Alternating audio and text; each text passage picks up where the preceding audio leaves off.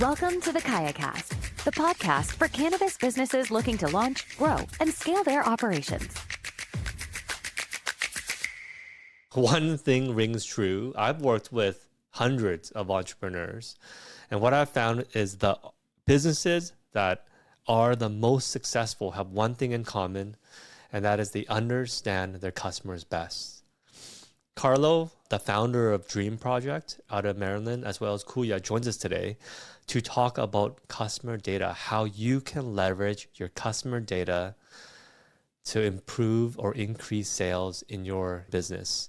This was such an awesome conversation. I hope you guys enjoy. Carlo, thank you so much for joining us today. How you doing? You founded Blaze in 2019 to help cannabis businesses go to market and with their branding. What have you learned during your time with Blaze? You know, one big part about cannabis is that, to me, I see it as like a retail and CPG business as well, right? And those things are the consumers in that space are already used to having very, very mature products serve them. So for me, if you're trying to win some shelf space in somebody's home, those things do matter, right? And as the market continues to mature, and you're not funneled into maybe 3 or 5 SKUs, like imagine like in the very early days, first dispensaries in some markets, right? You only have a few brands. You're gonna have to compete with just like almost if somebody was gonna go into CVS and pick their lotion. There's just gonna be so many logos, colors, and marks, that will take away attention, and you have to think, how are you gonna win in that? Really looking at your promise to your customer will allow you to create a mark that's unique and authentic, allow you to message properly, frequently on those things, and to align to somebody that's actually going to receive that message, right? It's going to be more important than ever when someone's not ultimately forced to purchase your product. Carlo, you mentioned CPG. What does that mean? Consumer packaged goods, sorry. Gotcha. So really the work that you did was to help brands be more visible to their consumer. A big part of my career was ultimately in business development for communications and technology companies, but I did start out in corporate retail management, mostly in communications and tech in that role, but a lot of what I had to do was ultimately getting to market with some of these messages.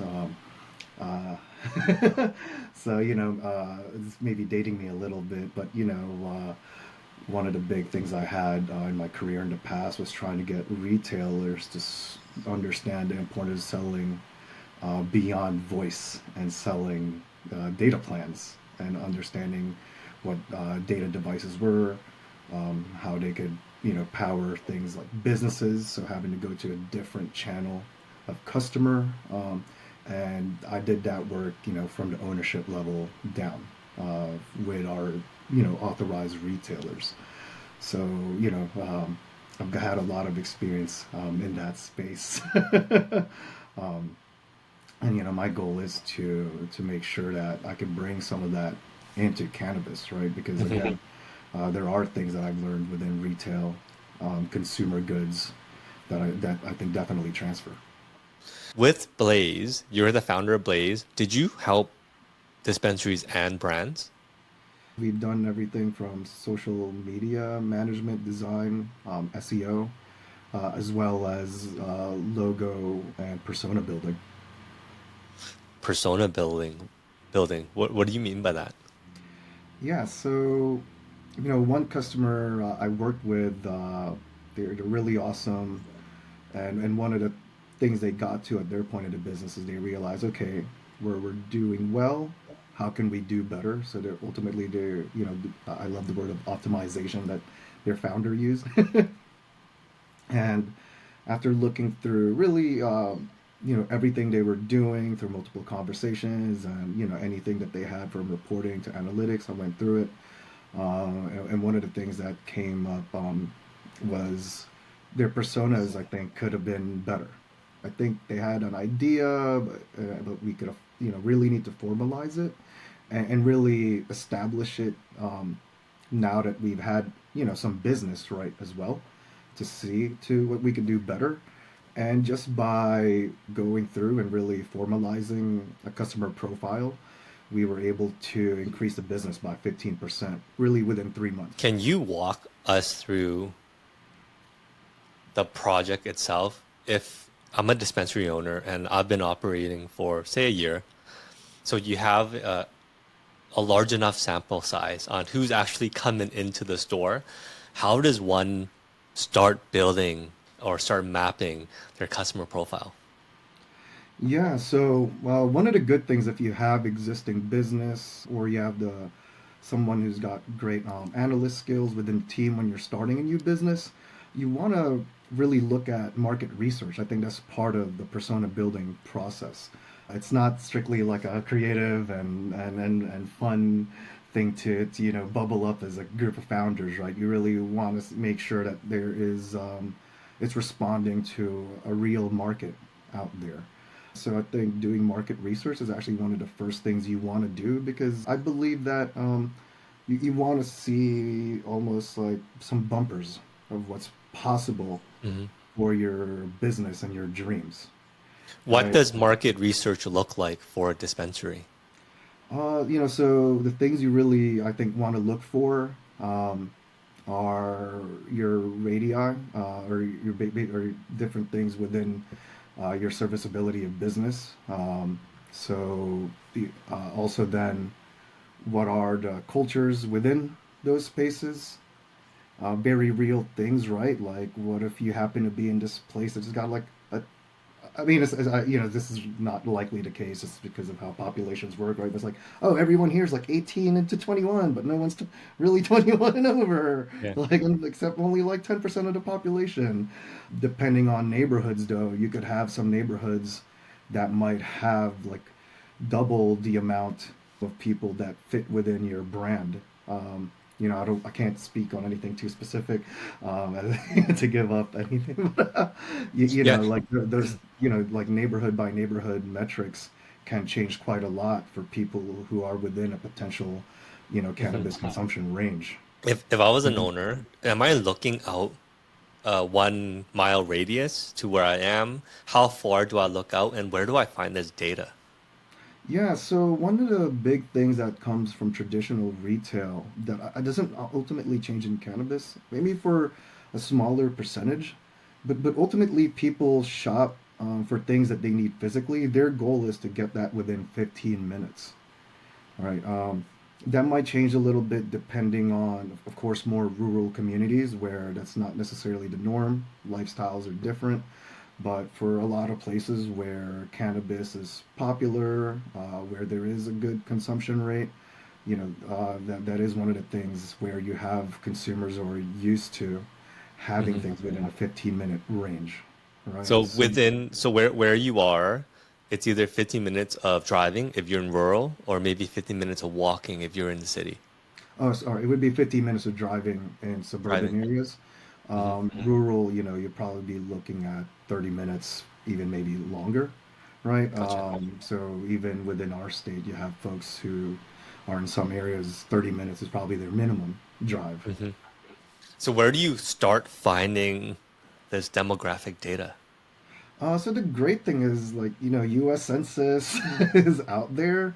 A lot of municipalities actually run their own reports on like culture, race, um, uh, working, with the working class, people's incomes. A lot of that you could actually put together to get a pretty good idea with what you're seeing already. If you're like local, all right, you can start connect that with things that you see in the news. You'll see those Hmm. signals come together. How do you, so once you find data on your neighborhood, what is the next steps on increasing your sales by 15%?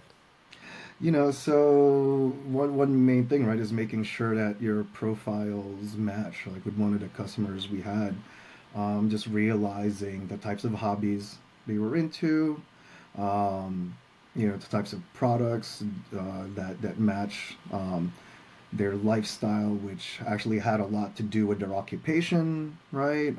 That changed the time they're available, right? And again, when they will have those hobbies, what types of hobbies, what's also near in the area, and then some of the promotions that we run, where we have our tables, the partnerships we have within the community, all lead towards those things. The stories we then show on our image, right?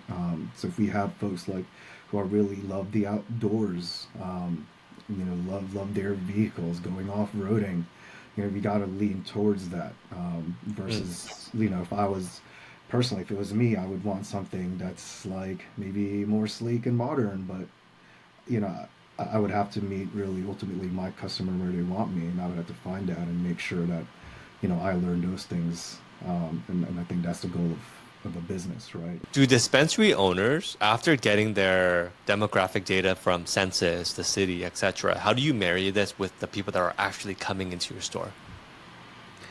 Yeah. So what you really want to do now that you've learned who that person is, of course, you want to create imagery, things around your identity that those people will look for. The content you create have to match up with their hobbies, their, right, things that go through their lifestyle. Other exercise that you could do is do customer journey mapping, all right, Hmm. and that'll help you really get in the mind of your customer, so that everything aligns. And as long as you do those things, your customer should be able to find you, or you should land ultimately where your customer is looking, right? Because someone who might be um, later, more as a sage, might prefer to use Facebook, right? Piece you could find also. Typically, you have language is another one. It's another way to start to dive to. Maybe start to think about some of the cultures behind these places, and the people that are there. And now, one good thing too is a lot of municipalities and states also have their own reports, either that they do on their own, right? But if you're doing 90% of your content through Instagram, but ultimately the products you have, the way your layout is set for that other customer, right? That misalignment will easily keep people from returning, and then ultimately your message is not even going and landing in the right place. Create, run clusters and models. Yeah, I want to take a step back just a little bit. When I am looking at the census data and also my own customer data, what demographic data am I pulling out? Is it income, age, gender, etc.? What do you look for when you're building out this profile? Yeah, good question, right? So, really, demographics are a huge part. They're um, things you also get. Occupation starts to tell you a little bit more about what they do, what they, scheduling, right? So it starts to tell you a little bit more about their days. And then another bigger against the census data, and they'll typically dive into more regional perspectives of what this means, and that's already a lot more than folks even begin with. I think within this space, right? And all of that is free. So without having to hire a business analyst that's having to run focus groups and paying for custom reports, and stringing together different sources of data and having to go off and for you, right? A lot of this stuff actually, if you're able to pull multiple reports, you'll get a really good idea, to the point where it's probably the ROI of having to get that last 10% tighter is probably not going to make sense, right? It's probably going to be better just to go off and experiment and see that reality, rather than spending on money on a contracted data scientist to buy you a couple of points of accuracy. Do you recommend dispensaries also getting that data from their existing customer base? Of course, because there's two things, right? There might be a different reality that you were able to achieve, right? or are you might realize that you had this plan, and if you're going against the plan and you know for sure that if you get to that plan that you'll get to that better outcome, right? So you could course correct. So you definitely want to track that and always see if your initial research is actually making sense. That's something you want to follow, um, weekly, monthly, quarterly, and typically, I've seen if you do a really great job, you could even get. I've seen even in social media start to change whole percentage numbers to change it towards a trajectory that we were shooting for, just Mhm. within a 3 to 6 month period. You know, not there are certain characteristics of people living in neighborhoods that probably ring true. Probably income level, maybe, Hmm. you know, because houses rent are relatively the Yeah. same in by neighborhood. What do you do when the data that you receive are in buckets, right? So there's different pools of people, and take a step back. If researching data around your neighborhood, you're finding three or four or five personas.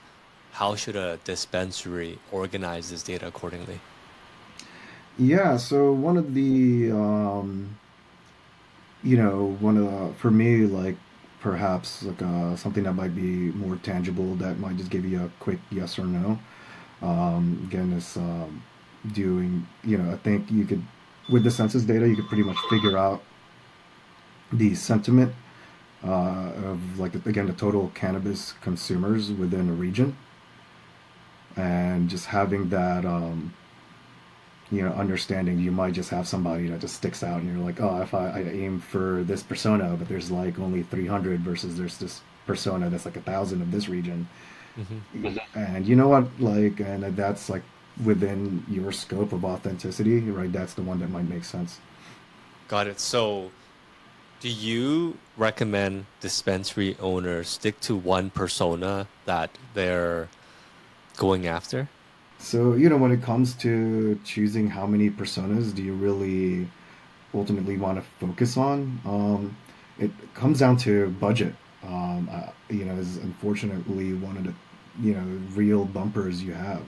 If you think about all the things that it takes to produce and launch the content, the events, to even start to get awareness from one group, when you start to think about your budget, do you have the capability to go after another group? Right? Like, it takes multiple touch points and, truly time. So do you have that capability to give that service level to another group? Or are you just gonna touch them every once in a while? You never get that flywheel going. It's Sometimes that becomes a waste, right? That could have gone to the people who are responding the best, and then you could go after a group Mm. later on as your business grows. So that's really it.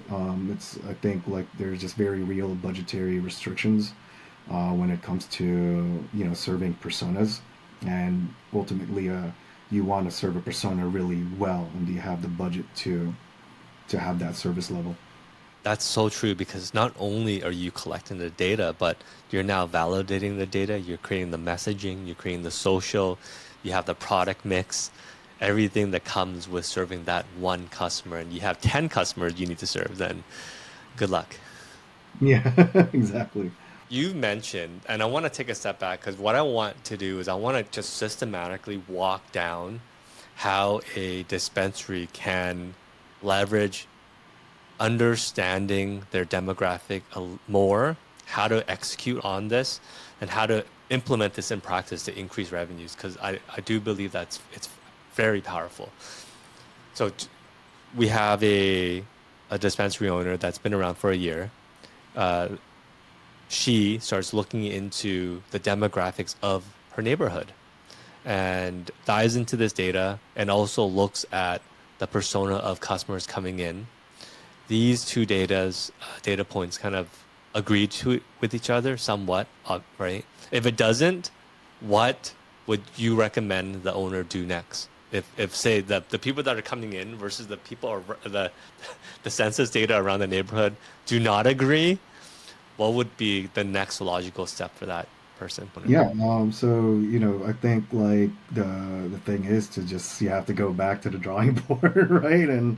And start, trying to see if you could recreate the persona you are seeing, Mhm. right? And the good thing is if you do, it's like quite easy to start doing surveys. You have customer reviews now, so I think like it should be much easier the second time around because you have like very real and I think one of the easiest things is to really make sure that you have your ears on the ground and in a very real way you're listening and looking at your customers, um, in a way where you're not having rose-colored glasses, right? Your Yeah. goal is to see them, and just so that really should be enough, right? I think a lot of the times it just comes down to sometimes an ego where the founder had an original vision and sometimes they can't like steer away from that, just because some of realities might have changed, in the phase or the location of their business, right? That's I think actually one of the big things a lot of the times is that you ultimately just please listen to the data, and rather than and I know as a founder, right, so part of what we have to do is really stick things out, and it's hard to do that, but there are times if like the data keeps pinging at you and it's like an alarm, then as a business person you have to say, hey, was my original sentiment off? And I that's okay. love I love We're that allowed to so make much. mistakes as businesses. Well, businesses have to pivot, and Mhm. you do have to understand that the reality that you have in your head when you first start out is oftentimes different than actual reality. There's a lot of turns to get to the truth, and you hit the nail on the head, as well as talking to your customers. If I was a business and I was starting out and I was doing this work, I would talk to the top 100 customers and understand where they live, why they come to buy, and your customers will tell you the story, right? They are the truth. They're the ones that are walking through the doors and exchanging their hard-earned money with in your business. So that's awesome. So after you talk to or let's say you talk to your customers, you have this demographic data and you understand your persona and you're building it out. So can you walk us through how to build out this avatar of the person of your ideal customer profile? Yeah, so one of the easy ways, like I mentioned before, is like a customer journey map. So what you Hmm. do is imagine yourself in that person's shoes and literally walk through the day, like what would they when they wake up to when they go to sleep. What is that person doing? And you map that out. And you think about different things that you literally think about at these key points of the day, maybe what opportunities or challenges or motivations they have, and you start to paint a picture that goes deeper, right? Because depending on time and feeling, is it Instagram time? You know, is Friday's time to go out? These little things start to tell you who this are, how to message. Um, and one other thing to add to that is I like doing mood boards. So just like going on the internet and finding pictures with your team of who you think this person is, right? And really using an image. I think it's like one easy way for a whole team to come together and be like, yeah, that's him or her, that's they. So like, having an image component to, when you do your customer journey mapping, it's something that's like, I like to mix it in where it's like a graphical where you can see it. It's chronological, but you usually most of it's words. But I like having like using emojis as well within there too. So, Do you uh, recommend bringing the team involved in this mapping or I guess this work? yeah, so without you could find a lot of this or work with a professional to get you through these exercises, and there's more that you could do. But yeah, I think the what you want to do is you want to bring your key stakeholders who have an understanding, and a vision behind, and will be touching where this message is going to, or the consumer, right? So you want to get the folks who have like something to say or has the best understanding of those folks in the room. There's like one really good saying out there, I think that holds true. One of the bumpers is you want to make sure there's not too many people in the room, and one easy way to do that is like if one pizza can't feed that room, it's probably too many. So that's like your parameters, right? Probably not good just to have one person, but you don't need to have everybody. Mhm. So you definitely want to have the key stakeholders there, though. The client that you were working with, can you walk me through their customer, ideal customer profile and the key points that you've identified during the customer mapping? If you remember, I know that it's been a while. Yeah, so one of the big things for that area was lifestyle and occupation. Since the town was also, like near the water, right? So that changes like and adds like a nice twist. Occupation was a little bit more mature. Income was very stable, well-to-do folks, right? So just to serve them, we realize they need consistency in the products that we carry. They have the ability to experiment as they go through their customer journey. So we still need to meet that as well. And they want to make sure that there's high-end products available, right? So we believe in accessibility as a team, with that brand. So we had to make sure ultimately that our product mix, is one of the outcomes, right? Did it serve that? So ultimately, it meant bringing in maybe just a few more brands, changing some of the ratios, but that was one of the things that we were able to do. Again, right, to go march towards that increase in revenue, basket size, ultimately. Hmm. And when you're doing the customer journey, are you looking into the key points in that person's day, i.e., when they wake up, what are they usually doing? Do they have kids? Do they drive to work? Are they picking up their cannabis on the way to work or on the way home? Things like that. Yeah, and sometimes the cannabis story isn't even really what we're looking for Hmm. necessarily, right? If it's very clear, we go into it. But even for me, it's like, what are even the things that are even more pressing to cannabis, right? Because if we could answer to those things, I mean, how powerful would that be, right? If Like, then, what do you mean? so like, by the time they're thinking about cannabis, they've probably already made a decision. But if somebody, let's say, is thinking about wellness, how do we meet them while they're still thinking about their wellness goals, their wellness plans, right? Like, where do they go for wellness? Do we want to be there? Do we want to introduce ourselves there? When you do customer journey mapping, some of the personas you'll see, some things what will come up. Oh, it's like, how do these people like to get information?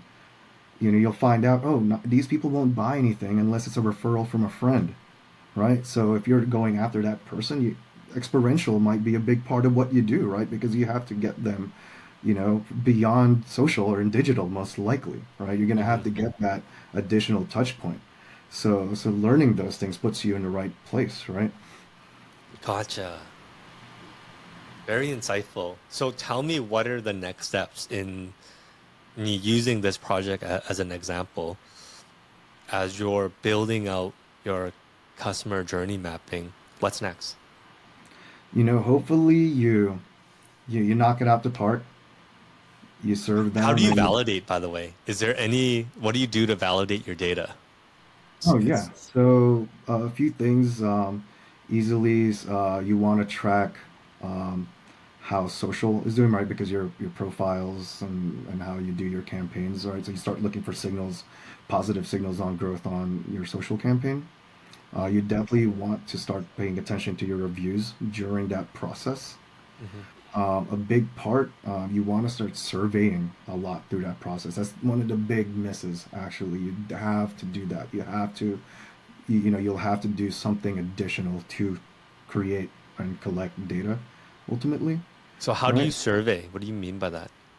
Um, so one big thing we have, it's like we have digital tools, we have stores. So you want to create surveys. I would recommend working with somebody who's specialized in that. Surfacing the answers you're looking for, it's actually not straightforward as you think.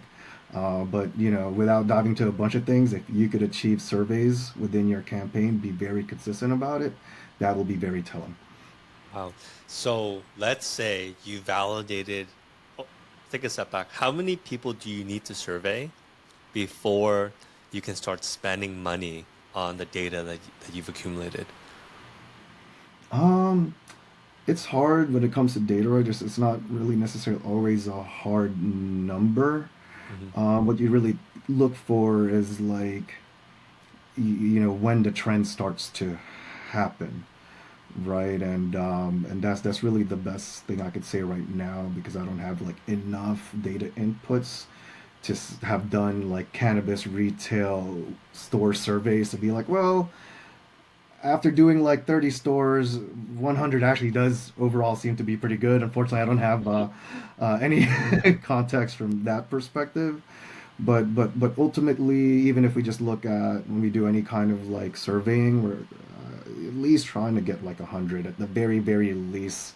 But it's like as much as you can. I know that's not a great answer, or not even as much as you can. But like I said, it's ultimately once you start to find a trend, and it's usually a lot. And that's why I say not as much as you can, right? Like you want to actually get if So, we have the capabilities a decent amount. Like I would if I had the power, I'd try to get a couple hundred, right?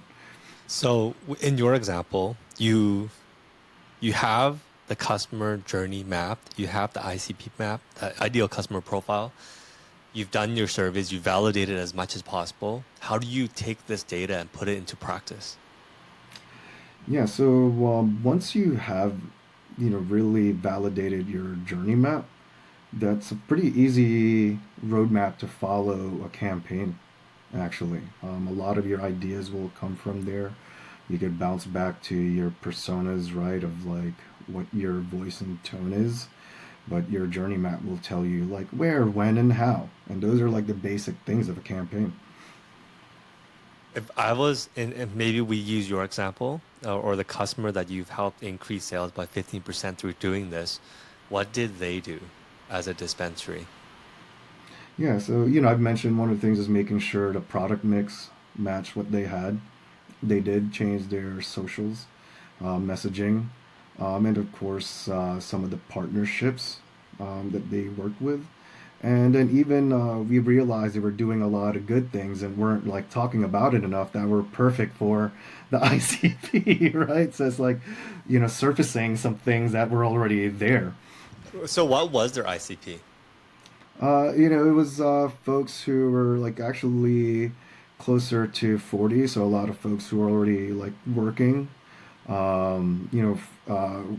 People who work jobs like were like in the, not necessarily like traditional tech, but folks who work more engineering and tech jobs on the ground. Mm. Um, and had hard, sometimes a lot of hard days, right? Because they're working outside a lot. They're working on a lot of things that that are very physical, but at the same time, that's what they enjoy, right? So when it's their time off, it's their time off. They live in a place that allows them to enjoy the outdoors, so they continue to do that.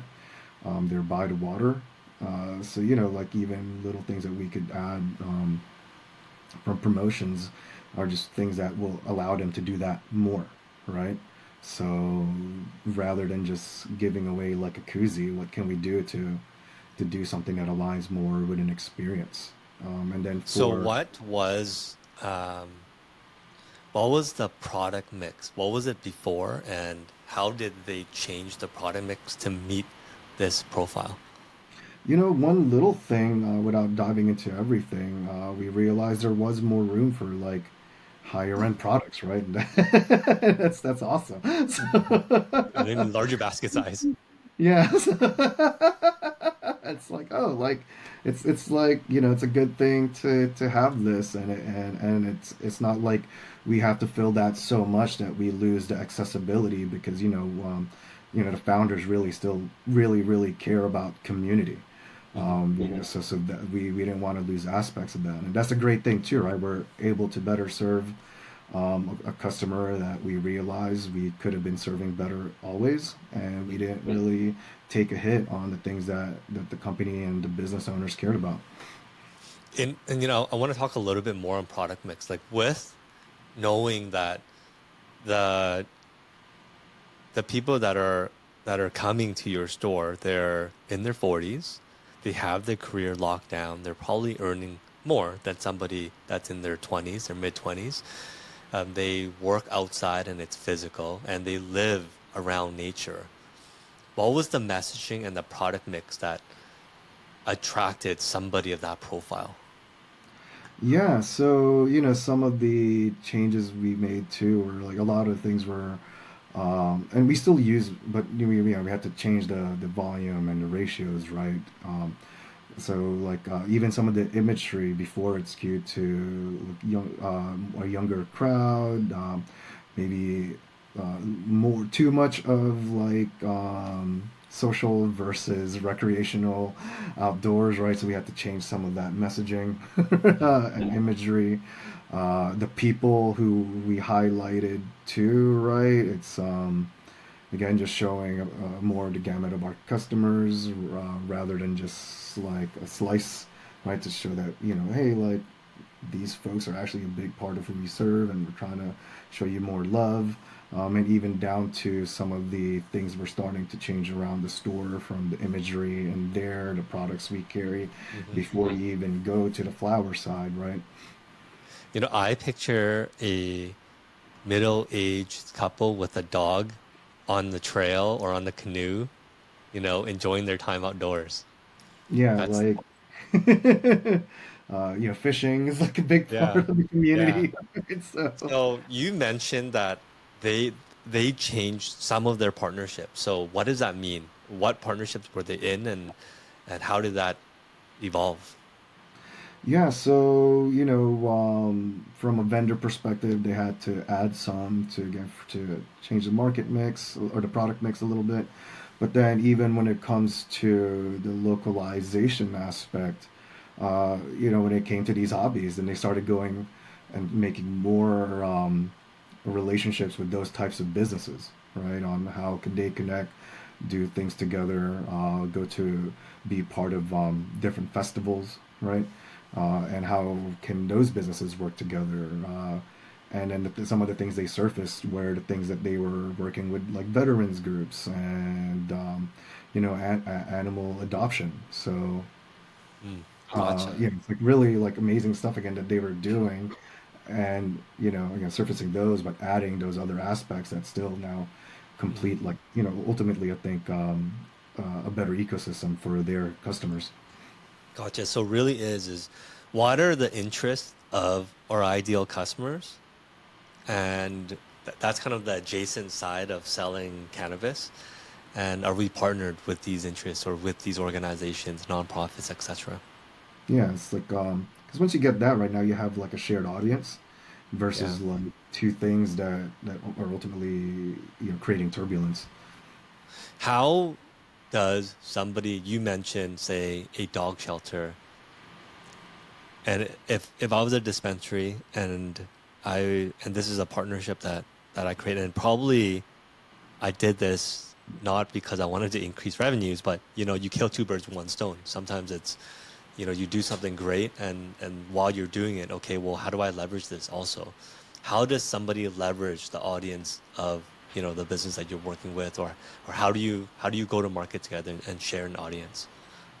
Yeah, so I think some of the partnerships, right? Like a lot of them started focusing more on things that you would do towards the water, towards the outdoors.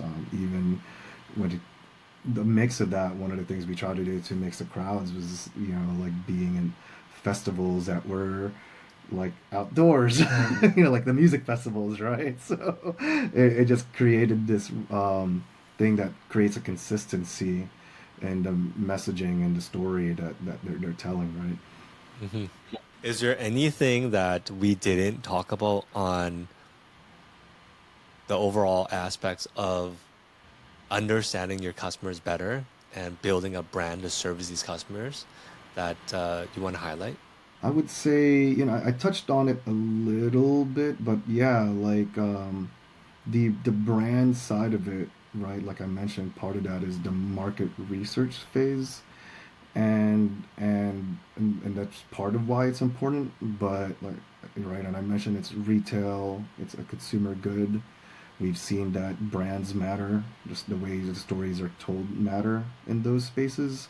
They already are served that way.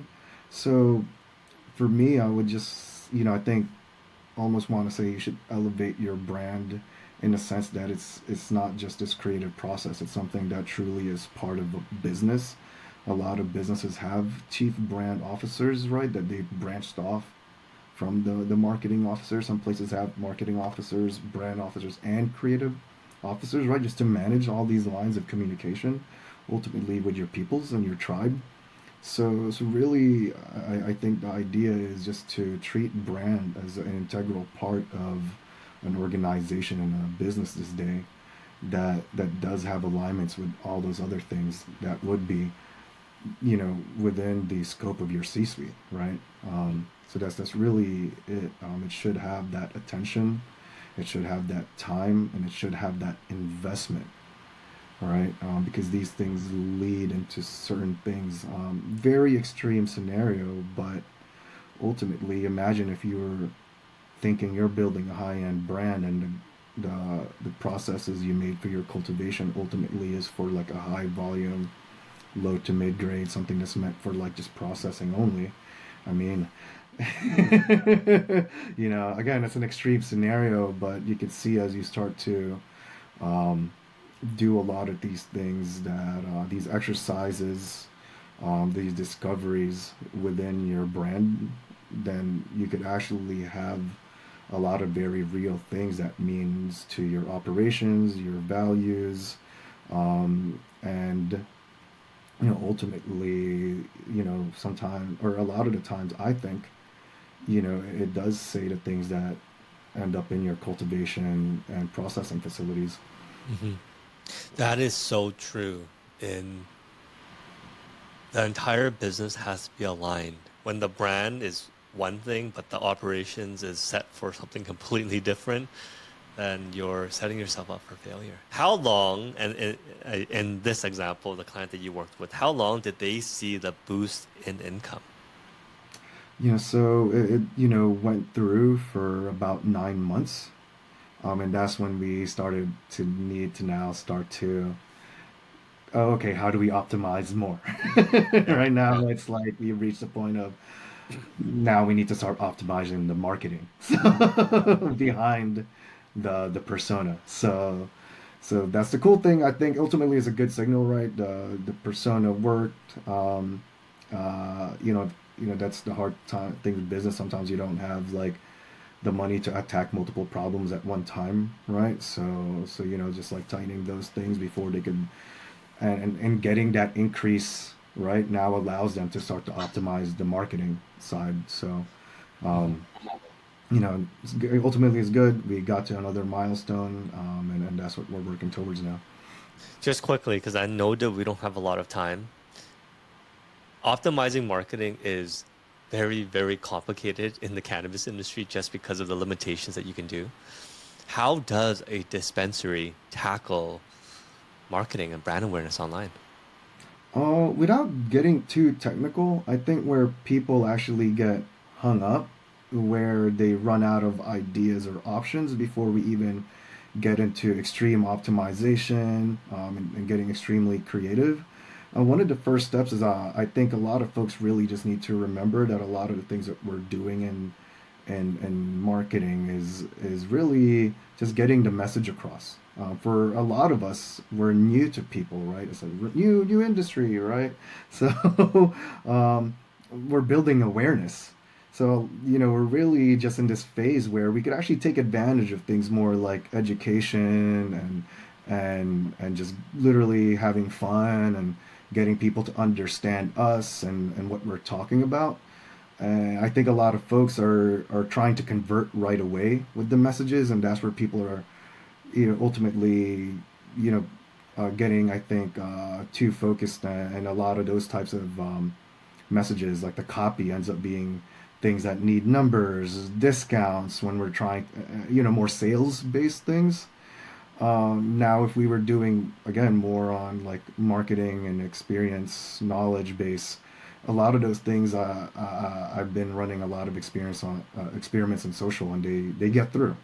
And I know like a lot of other, the top brands in cannabis, right? They're figuring it out, and they're getting through different channels, and they're being, better about some of the partnerships they have with influencers, right? Who have existing networks, and they're being, very clever about the messages they do say, rather than again trying to convert right away. They're just trying to get an idea across, right? So, and those are some of the best things you got to do. And I promise you, if people really begin to like you, then they'll start to purchase, and they'll purchase forever. There's so many brands that are doing it well, leveraging social and leveraging influencers.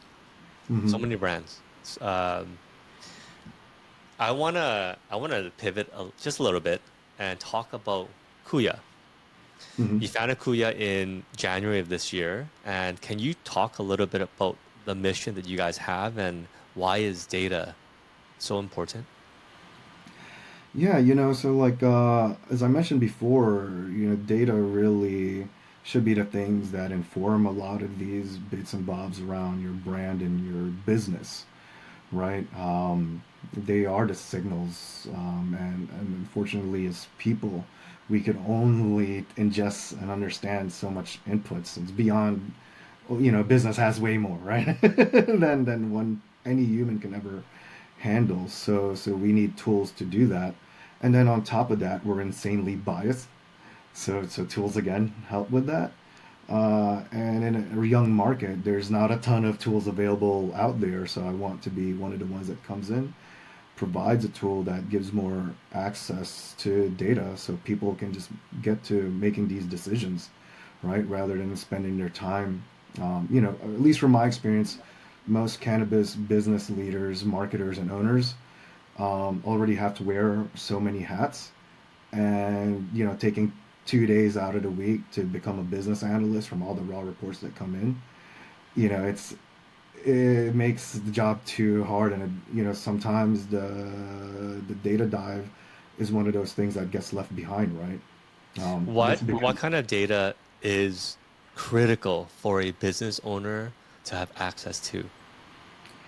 it's your consumer behavior, right? Who should be able to tell you some of your top line customers, like who they are. Some of the psychographics is really what you're looking for, ultimately, not just demographics, right? And then you So want, what's psychographics, if you don't mind me asking? yeah, it tells you, more about the customer from, I like to think, a narrative point of view, right? Like it tells you a little bit more about their motivations, who they are, and why they purchase, rather than just, a couple of analytical points. Mm, got it. But yeah, so, yeah, I guess, other things too that are important would be, which products are performing well.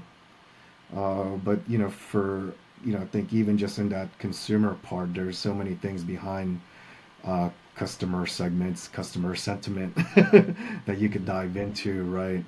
And understanding what makes somebody churn, or become a promoter, right? So, just understanding consumer behavior alone just gives you so much. I know this data set isn't available today, right? And you guys are gonna make it available tomorrow. When's the launch, and how can our listeners follow when things are ready? Yeah, so we'll be getting through very early beta testing locally here in Maryland over the next couple of months. Goal is to launch over the next few weeks, as we get through our bug testing. So we're in like a very awesome, crazy, fun phase right now, right? And then these features will be coming out over time, over the course of next 12 to 18 months. So you'll start to see more and more powerful features over time on our platform.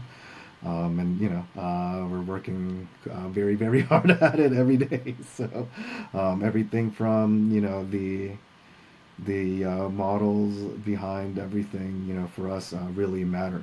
We want to have a level of accuracy that people can really use right away, and we want it to be within a report and a dashboard that actually is usable, right? Something that they don't have to take something that we call like raw data and have to turn into something. We want it to be very, very usable. And in the future, of course, we want people to be able to talk to their data. And that's I think where everything is going. Hello, we have to have you come back so you can share with us how entrepreneurs can leverage this data to scale their business and make better decisions. Because I know that you're launching in a couple weeks, and within 3 months, you will have real world cases on how Kuya has helped your early clients scale. Yeah, that'll be really fun. We get extra nerdy in that one if this wasn't too nerdy No, already. this has been such a fantastic conversation because I don't think that entrepreneurs really think enough or really invest. Running a dispensary is hard. It's hard because of all of the regulations, but also because of just how much time it takes to actually run it successful. And there's only so much time in a day. And this, although not urgent, is very important. This data that people should have in their fingertips on who actually is coming through this door, who are we serving, and how do we serve them better. And I love this conversation. I think a lot of people listening can really learn now on persona building and how that can really help. Thank you so much. Yeah. Man, thanks for having me. Thank you so much for joining us. If people wanted to reach out to you, where can they find your information online? LinkedIn is great. Let me remember my profile. But also Carlo at hikuya.com. Very easy. Carlo at hikuya.com. Perfect. We will provide links to the description of this pod so you can reach Carlo. And yeah, and you know what? That's easier. We'll provide the link to Carlo's LinkedIn as well. Thanks Cool, for joining dope, us today, Carlo. dope, man. Thank you, bro. As always, thank you guys for listening. We wouldn't be here without you guys. Please like, subscribe, comment wherever you're listening. It really helps the channel out a lot. Until next time, take care. Thanks for listening to the KayaCast podcast. We hope you enjoyed the show. Don't forget to subscribe to our podcast in your favorite podcast app or visit our website to access the full archive of episodes from the show.